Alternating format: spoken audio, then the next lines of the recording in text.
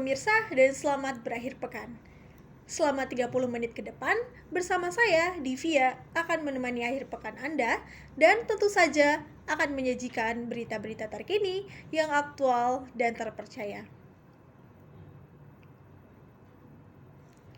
Berita pertama, telah terjadi kebakaran yang menimpa sebuah pabrik cat di daerah Penjaringan, Jakarta Utara pada Mei 2023 kemarin.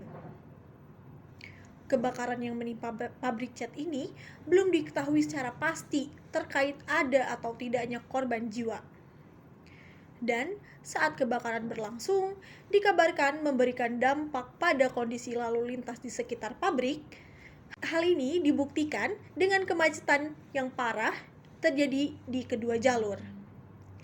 Kebakaran ganas yang menimpa pabrik cat tersebut membuat bangunan pabrik diratakan dengan tanah. Dan tidak hanya itu pemirsa, pabrik cat tersebut juga mengalami banyak sekali kerugian. Apa sajakah kerugian yang dialami?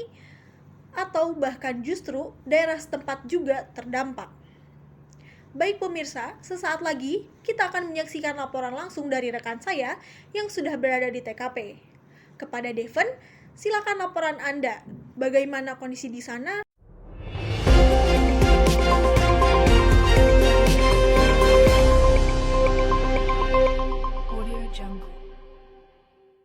Halo, selamat siang saudara. Sekarang saya telah berada tepat di belakang saya, bangunan pabrik cat yang dikabarkan terbakar pada hari Rabu 8 Mei kemarin. Bisa kita lihat bahwa si jago merah telah melahap seluruh bangunan pabrik ini dan meninggalkan pemandangan yang kurang mengenakan. Dan dari upaya pemadaman ini sendiri, diperlukan waktu 9 jam untuk akhirnya api padam total. Dan dari kebakaran ini, meninggalkan kerugian material yang tercatat 50 bangunan dan rumah-rumah ikut terkena dampaknya, hangus terbakar.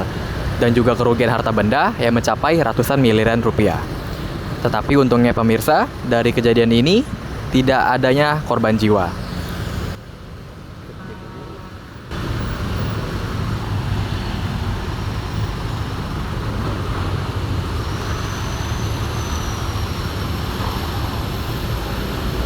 Oke, pemirsa, jadi setelah api muncul, Dinas Aparat langsung mengirimkan 35 unit pemadam kebakaran dan juga mengirimkan 150 personel Dinas Penanggulangan Kebakaran DKI Jakarta untuk bantu memadamkan api tersebut. Dikarenakan banyaknya material yang berbahan kimia, jadi api sulit dipadamkan. Tetapi, petugas aparat tidak berhenti di sana saja. Mereka mengupayakan segala cara, baik dari menggunakan penyemprot foam atau busa dan menggunakan alat pemadam yang berupa dari hidrolik. Dan selain itu, aparat juga mengirimkan tenaga medis untuk mengevakuasi dan menolong korban-korban yang selamat akibat dari efek kebakaran ini.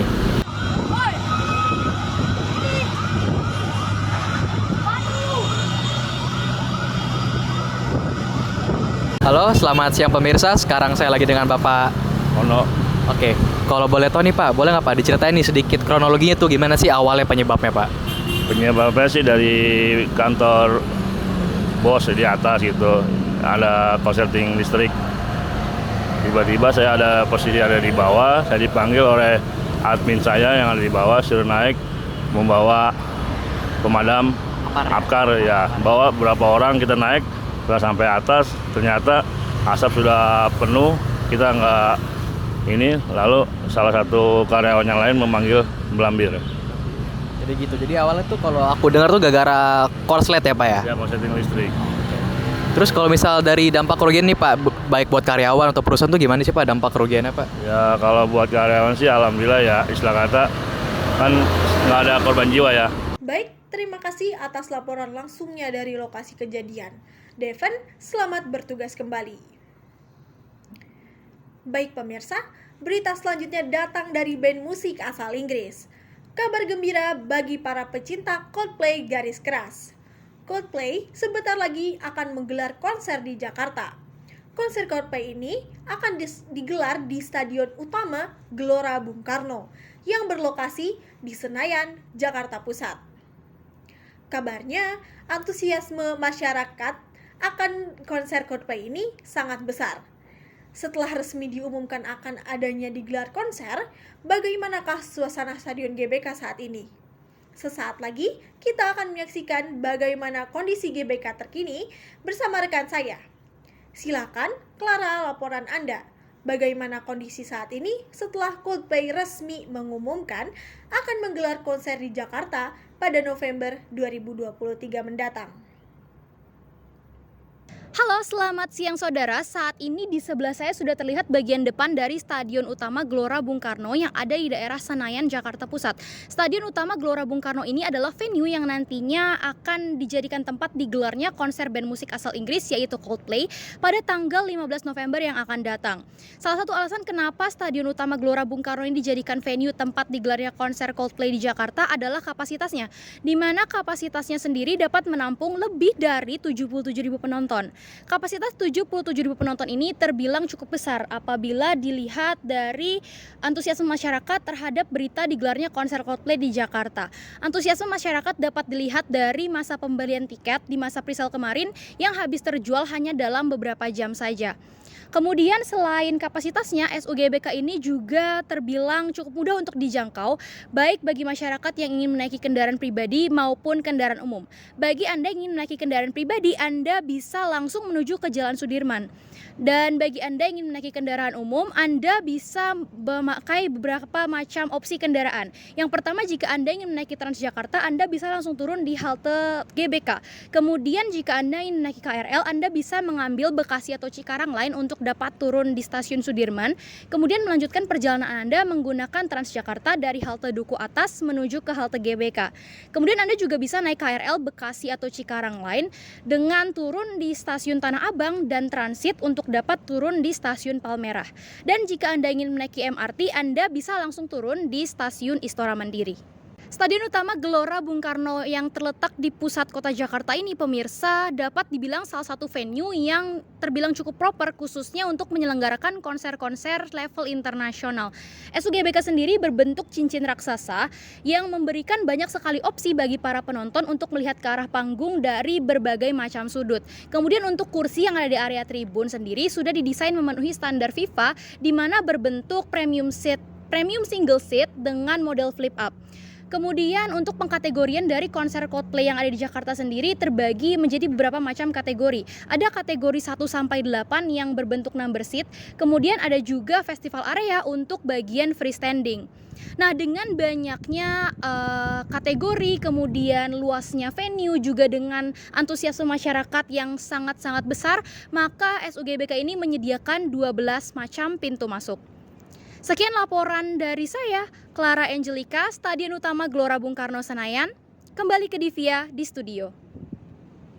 Baik Clara, terima kasih atas laporan langsungnya dari Stadion Utama Gelora Bung Karno. Dan selamat bertugas kembali. Nah, bagi para pecinta Coldplay, jangan lupa untuk menyiapkan tenaga kalian dan kecepatan tangan kalian untuk mengikuti war tiket konsernya nanti. Pemirsa, 30 menit sudah saya menemani Anda. Demikian berita yang saya sampaikan. Saya Divya, beserta rekan saya yang bertugas, pamit undur diri. Jangan lupa untuk terus menyaksikan Breaking News yang menyajikan berita-berita teraktual dan terpercaya. Setiap hari, pukul 7.30 sampai 8, waktu Indonesia Barat. Terima kasih dan selamat berakhir pekan.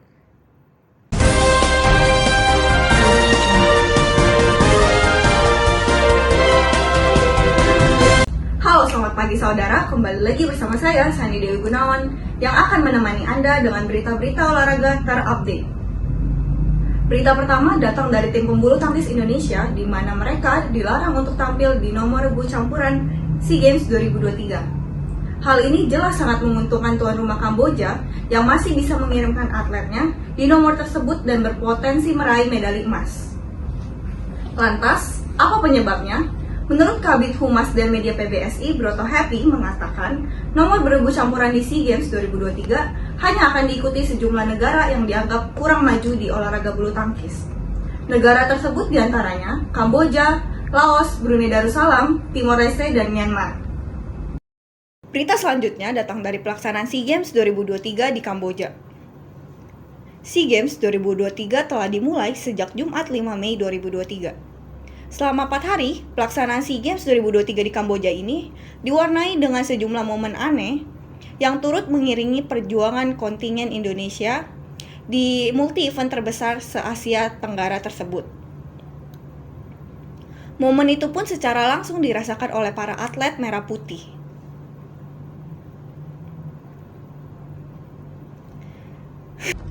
Berikut 6 hal miris dalam penyelenggaraannya.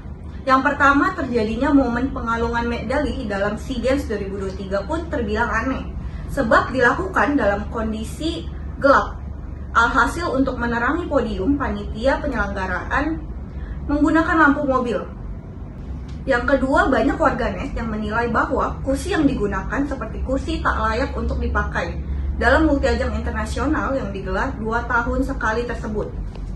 Yang ketiga, kamar atlet tim bulu tangkis Indonesia di perkampungan atlet terjadi kebocoran. Manajer tim Edi Praitno tersebut jika pihaknya telah melapor kondisi kebocoran tersebut kepada cluster manager.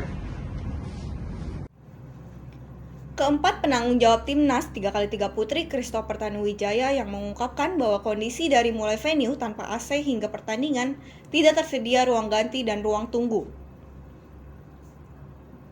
Yang kelima, bendera merah putih milik Indonesia terbalik saat pre-show.